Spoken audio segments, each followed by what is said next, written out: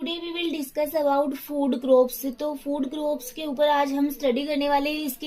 इसके अंतर्गत हम लोग जैसे वीट है, मेज है, इनके ऊपर फुल डिस्कशन करेंगे। मतलब इसके अंतर्गत इनका कल्टीवेशन भी स्टडी करेंगे हम लोग।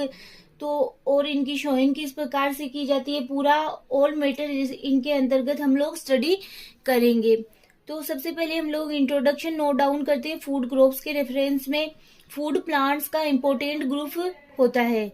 सभी ह्यूमन कल्चर का विकास सीरियल क्रॉप्स पर आधारित था तथा प्रेजेंट में भी इसका महत्व कम नहीं हुआ है। वर्ल्ड की मोस्ट पॉपुलेशन के लिए खाद्य आपूर्ति, फूड सप्लाई का सबसे बड़ा पार्ट अनाजों द्वारा कंप्लीट किया जाता है। सीरियल वर्ल्ड का ओरिजिन सीरे वर्ड से हुई है। सीरे रोमन लोगों की अनाज की देवी है। रोमन क्रॉप की कटाई एंड जो रोमन लोग होते हैं वो क्या करते हैं, क्रॉप की कटाई एवं बुआई के टाइम देवी को वीट एंड बार्ले का चढ़ावा चढ़ाते से सीरेलिया मुनीरा भी कहा जाता है। इसलिए वीट है, बार्ले रिलेटेड प्लांट सीरियल्स कहलाते हैं। ग्रेमिनी फैमिली के ऑल कल्टीवेटेड प्लांट सीरियल कहलाते हैं। जो ग्रेमिनी फैमिली से बिलोंग करते हैं वो सारे ही प्लांट सीरियल कहलाते हैं। इनमें फ्रूट होता है वो कैरियोप्सिस कहलाता है, जो एक बीजीय ड्राई और स्पुटनसील होता है। इसकी fruit wall and seed code परस्पर क्या होते हैं, कंबाइंड होते हैं, जिसे ग्रेन कहा जाता है। सम अदर प्लांट जो ग्रेमिनी फैमिली से बिलोंग नहीं करते हैं बट सीरियल के रूप में यूज होते हैं, उन्हें शूडो सीरियल कहा जाता है। फॉर एग्जाम्पल है ट्रापा है और केनोवा है, ईटीसी। फिर आपके वर्ल्ड के सभी कल्टीवेशन किसी न किसी एक या अन्य धान्य पर आधारित थी। फॉर एग्जाम्पल है Mesopotamia, Sumeria, etc culture wheat and barley पर आधारित। मेन सीरियल के अंतर्गत है आपके वीट, राइस, मेज। माइनर ग्रेन है आपके बार्ले, राई, ओट। कोर्स ग्रेन के अंतर्गत है आपके टाइड है, मिलेट है, ईटीसी। फिर हम लोग वीट है, मेज है, इनके ऊपर पूरा डीपली स्टडी करेंगे। सबसे पहले हम लोग आज स्टडी करने वाले मेज या कॉर्न के ऊपर। तो सबसे पहले है इसका बोटेनिकल नेम जिया मेज। फिर है आपके इसका वर्नाकुलर नेम हो गया मेज या कॉर्न। फैमिली हो गई इसकी पोएसी। फिर है इसका ओरिजिन एंड डिस्ट्रीब्यूशन। मेज वर्ल्ड की इम्पोर्टेंट सीरियल क्रॉप्स में से एक है। एनुअल यील्ड प्रोडक्शन की दृष्टि से इसका स्थान वीट एंड राइस के बाद आता है। इसकी उत्पत्ति ऑलमोस्ट 5000 ईयर पूर्व मेक्सिको और साउथ वेस्ट अमेरिका में एक वाइल्ड प्लांट के रूप में हुई थी। बाद में म्यूटेशन एंड नेचुरल सिलेक्शन से इसने एक अपना इम्पोर्टेंट रूप ले लिया, जैसे सीरियल क्रॉप के रूप में। यह वर्ल्ड प्रोडक्शन में अबाउट 44% पार्ट में उगाया जाता है। फिर आपके बोटेनिकल कैरेक्टर ऑफ मेज के बोटेनिकल कैरेक्टर। मेज पोएसी फैमिली का एक एनुअल प्लांट है। इसका स्टेम अनब्रांच्ड 1 से 5 मीटर लॉन्ग होता है। इसमें टिलर्स बहुत कम पाई जाती है।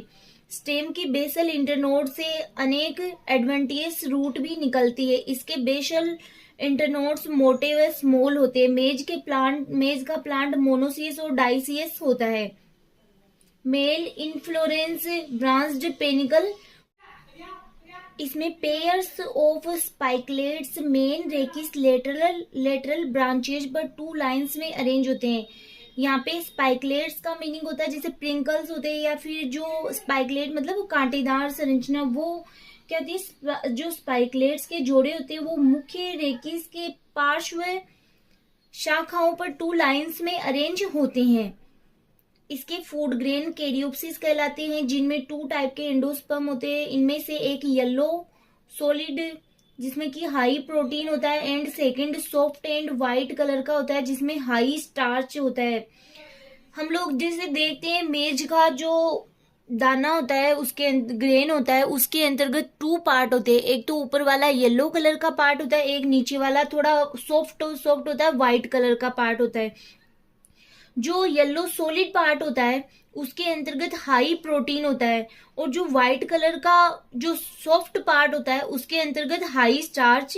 कल्टीवेशन ऑफ मेज का कल्टीवेशन किस प्रकार से किया जाता है। मेज सब ट्रॉपिकल रीजन की क्रॉप है। 21 से 27 डिग्री सेंटीग्रेड टेम्परेचर एंड 60 से 120 सेंटीमीटर एनुअल रेन वाले रीजन में इसकी यील्ड अच्छी होती है, मतलब इसकी पैदावार अच्छी होती है। यह क्रॉप अबाउट 140 डेज में मेच्योर हो जाती है, बट हॉट एरियाज में यह क्रॉप अपेक्षाकृत जल्दी ही मेच्योर हो जाती है। हमारे देश में मेज एक खरीफ की क्रॉप है। इसकी सोविंग से पूरे फील्ड को हल चलाकर प्रिपेयर कर लिया जाता है। इसकी बुआई बाय ब्रॉडकास्टिंग, हल के पीछे सीड डालकर अथवा बाय डिबलिंग द्वारा की जाती है। फ्लावरिंग स्टेज में प्लांट को सबसे अधिक इरिगेशन की आवश्यकता होती है, मतलब जब फ्लावर निकल रहे होते हैं तब इसे सबसे ज्यादा सिंचाई की आवश्यकता होती है। इम्पोर्टेंट इम्प्रूव्ड वेराइटीज कौन कौन सी है वो देख लेते हैं अब हम लोग। मेज में breeding, improve production, adaptation,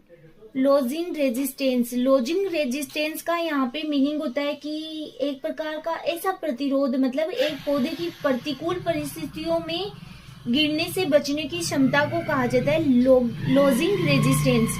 disease resistance, insect resistance तथा न्यूट्रिशन सब्सटेंस की मात्रा बढ़ाने के पर्पज से इनको क्या किया जाता है, इम्प्रूव्ड वेराइटीज में कन्वर्ट किया जाता है। यह है गंगा 5। यह वेराइटी विग्रस, विग्रस का मीनिंग होता है कि जैसे जोरदार या फिर सशक्त होना या फिर ओजपूर्ण variety. Taller and grain orange colour के होते हैं, ऑरेंज येलो कलर के होते हैं। इसके क्रॉप 95 से 110 डेज में मेच्योर होती है। फिर आपके हो गए गंगा 101। इसका स्टेम मोटा and leaves broad and dark green होती है। इसकी क्रॉप है वो 100 से 110 दिन में मेच्योर होती है। फिर आपके हाई स्टार्च, इसके फूड ग्रेन चपटे व येलो कलर के होते हैं। इसकी क्रॉप है वो 95 से 110 दिन में मेच्योर। 4 है अंबर। इस वेराइटी के प्लांट टॉल है, विगोरस है, downy mildew and blight disease के लिए रेजिस्टेंट होते हैं। तो जो अंबर वेराइटी है उसके प्लांट भी क्या होते हैं कि जो विगोरस होते हैं और डाउनी मिल्ड्यू और ब्लाइट डिजीज के प्रति रेजिस्टेंट शो करते हैं। फिर आपके हम लोग बात करते हैं इसके यूजेज की।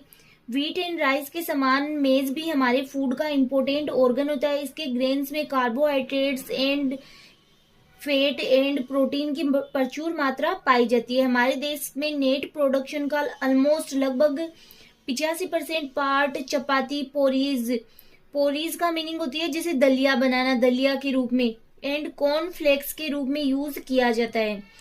मेज से प्राप्त स्टार्च का यूज है क्लॉथ एंड पेपर इंडस्ट्री में साइजिंग एजेंट के रूप में किया जाता है। साइजिंग एजेंट का मीनिंग होता है जैसे कि कोई आकार देने वाले एजेंट के रूप में। इसके स्टार्च का dextrose formation and other medicine में भी यूज किया जाता है। इसे रबर, प्लास्टिक एंड अदर सामग्री के बीच लगाकर रखा जाता है ताकि वो आपस में चिपके नहीं। तो ये था आज का आपका टॉपिक मेज। नेक्स्ट लेक्चर में हम लोग इसी के अंतर्गत आगे हम स्टडी करेंगे वीट के ऊपर। वीट की कल्टीवेशन है, उनकी कौन कौन सी इम्प्रूव्ड वेराइटी है, इस टॉपिक के ऊपर हम लोग स्टडी करेंगे। तो मिलते हैं हम नेक्स्ट लेक्चर में।